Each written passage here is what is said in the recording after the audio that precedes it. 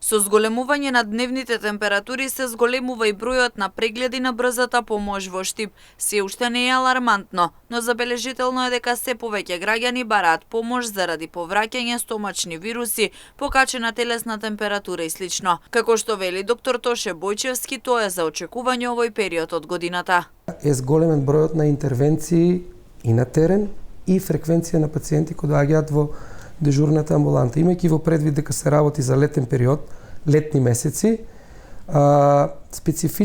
имаме специфичности во однос на симптоматологија и пациенти кои што се, например, постепено почнува да се зголемуваат лицата кои што доаѓаат со гастроинтестинални тегоби, значи полека почнува да се зголемуваат бројот на лица кои што имаме стомачни вируси и кои што имаме присуство на течни столици, повраќање, гастралги, стомачни болки, покачена телесна температура. Не е нешто изненадувачки, тоа е за очекување.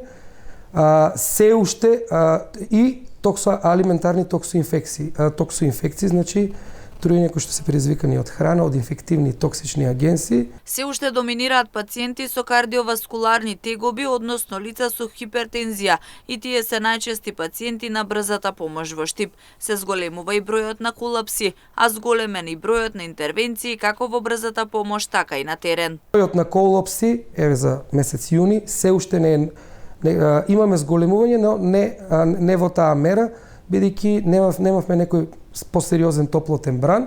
Значи тоа е топлотен бран, се подразбира отстапување во најмалку 2 последователни дена од температурниот праг, значи повисоки температури, во трајање од 2 дена до неколку месеци. Работата, како што ви кажав, е специфична.